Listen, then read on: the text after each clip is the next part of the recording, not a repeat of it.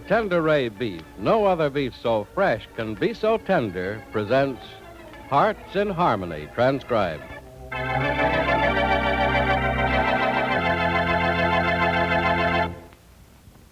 Ladies, I'm often reminded these days of a certain nursery rhyme. It happens every time I look into that big refrigerator of ours down at the Kroger store. From force of habit, I expect to see some wonderful Kroger Tenderay beef, and of course it isn't there. That's when I think of old Mother Hubbard. No, we can't supply you with all the plump, juicy, fresh, and tender Kroger Tenderay steaks and roasts that you keep asking for. They're just not available because only top-quality grades of beef are used for Kroger Tenderay. And that kind of beef, delicious and juicy and tender, is grain-fed. But grain is not being fed to cattle nowadays. Instead, most of our precious grain is being used to relieve human suffering. Millions of people all over the world are starving, and the saving of their lives depends upon how much and how fast we can send grain overseas. It's a race against time, and it will be won. Until victory is ours, and until the time when you can once more buy Kroger Tenderay beef, let me say that Kroger will always provide you with beef whenever any is available, and it will always be the best that is available. Well, thank you, sir. Thanks for stopping in. And now, Hearts in Harmony.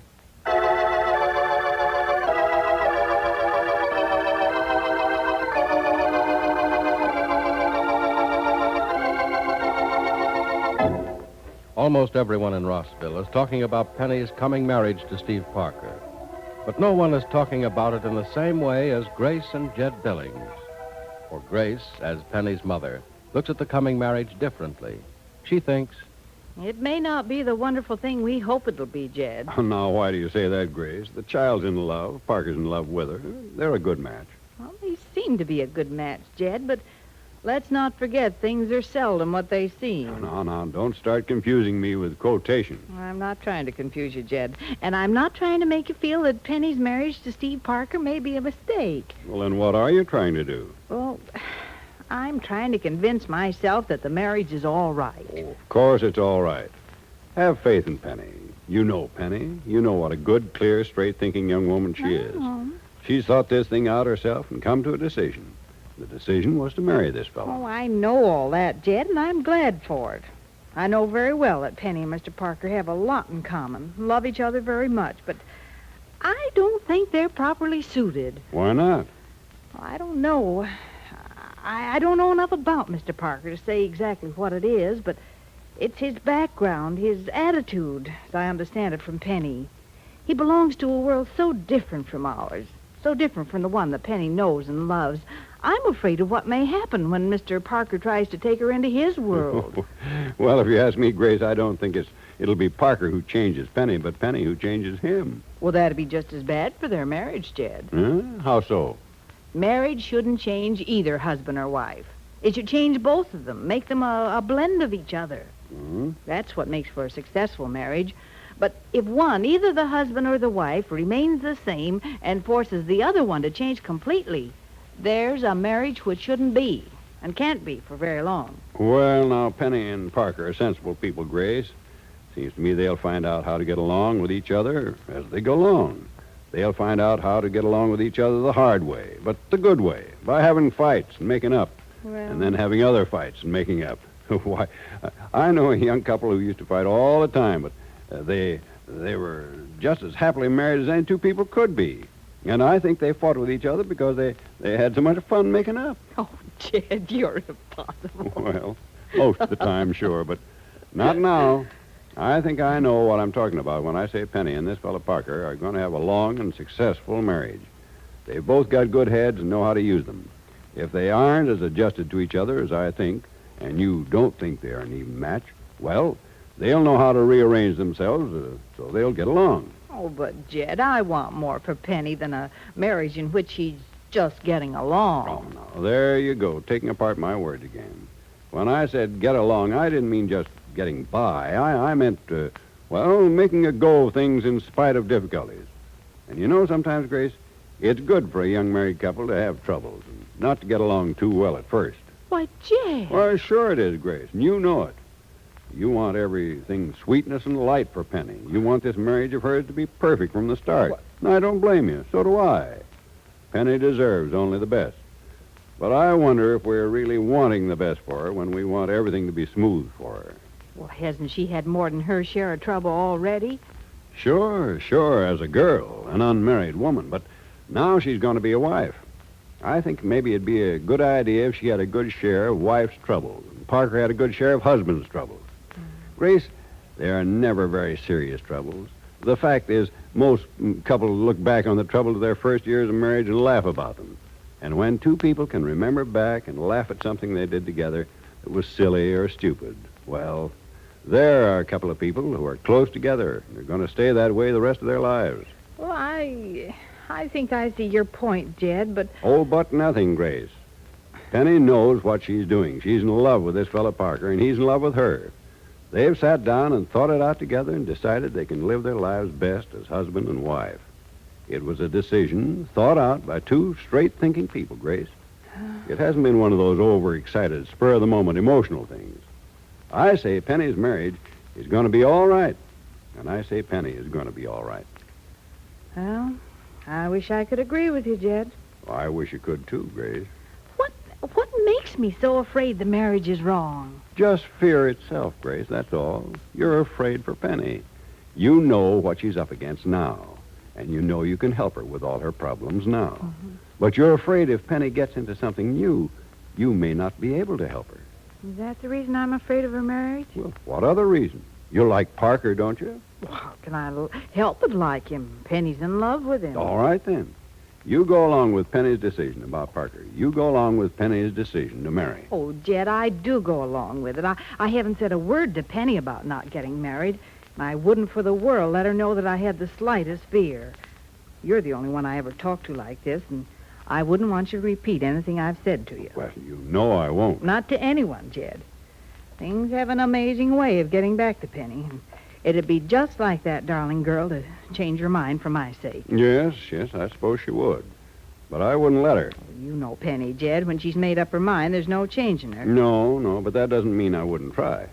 Say, where is Penny today? I haven't seen her all morning. Well, if you go to your office this morning, you'll see her.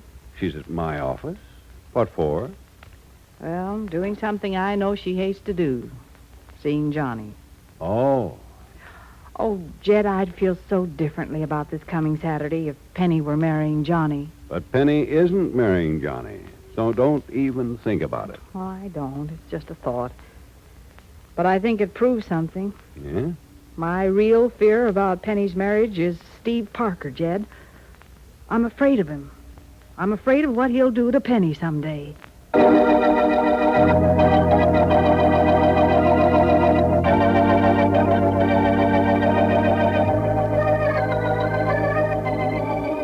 Nice of you to come to see me, Penny. Sit down. Mm-hmm. If you're not too busy for company, Johnny. I'm never too busy for you. Never was, never will be. I may hold you to that someday. What are you working out? Oh, stuff on the drafting board now is a replanning of the playground for Section A out of the project. That's right. We did decide to replan the entire playground, didn't we? You've had your mind on sort of other things the last few weeks, haven't you? Yeah, I'm afraid I have. May I look at the plans? Well, why not? You're the boss. Here, take a look. Oh, Johnny, it's lovely. It's much better than the original layout. Yeah, I think so, too. Yeah, you were right about putting the pool in the northwest corner of the grounds. Gives the whole playground a more practical layout. Yeah, I think so.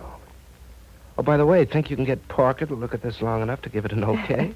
I'll ask him tonight. You think he'll let you talk business? Well, he better let me. Johnny. Hmm? Johnny, I didn't come here to talk business myself. I just came to see you. Oh, thanks, Johnny, Penny. I don't want you to misunderstand or anything, but... Well, you know that I'm being married Saturday, and there are a lot of things to do the few days just before the wedding, and I'll be so busy that I won't be able to see or talk to anybody, and thought before I got all tangled up in other things, I'd come and talk to you. Well, I'm glad you did, Penny. Glad you wanted to. It makes me feel that I've long been forgiven about the big mistake I made. And that even though you're in love with someone else and going to marry that someone else, I still have a place in your heart. You always will, Johnny. I want you to know that.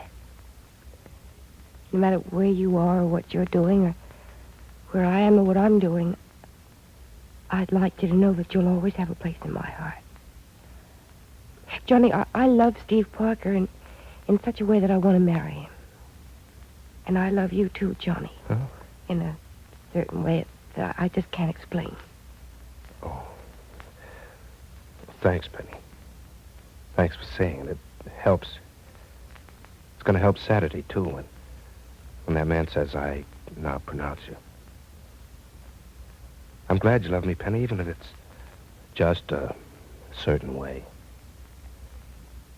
Maybe it gives me the right to say, I love you and always, and I'll love you always. Oh, Johnny, we shouldn't let it go as deeply as this. I just came up here to say goodbye and to let you know that you're still something very special to me, and you always will be. Don't worry, Penny. I won't cause you any trouble.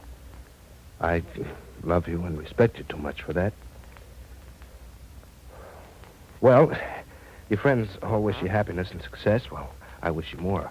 A double, triple, quadruple dose of it. Thank you, Johnny. I may need your good wishes as much as I once needed you. Let's not talk about that. No, I guess we shouldn't. Well, bye, Johnny. Goodbye, Penny Gibbs. Next time I see you, I'll say, hello, Mrs. Parker.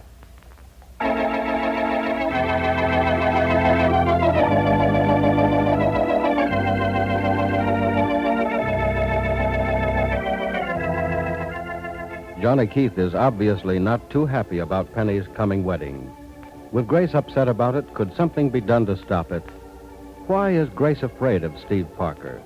Be sure to listen to the next dramatic episode of Heart in Harmony.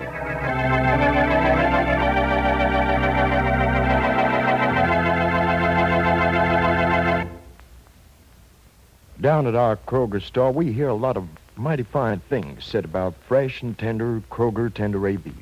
And we're just as sorry as you are that it's scarce right now. Still, the scarcity of our world-famous Kroger Tenderay beef has been the means of introducing folks to some of the other wonderful meats in the Kroger meat department. There's a grand treat in store for you and your family in a dinner centered around Kroger sausage. That meal is bound to be a success, whether you serve frankfurters or wieners, baked or cooked meatloaf, or a platter heaped sky high with cold-cut sandwiches.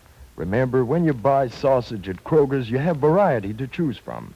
You also know that Kroger's sausage is made of selected meats and spiced just right. Besides, it's economical, no waste. So drop in soon, select your favorite Kroger sausage, and give your family a delicious picnic-style and economical dinner.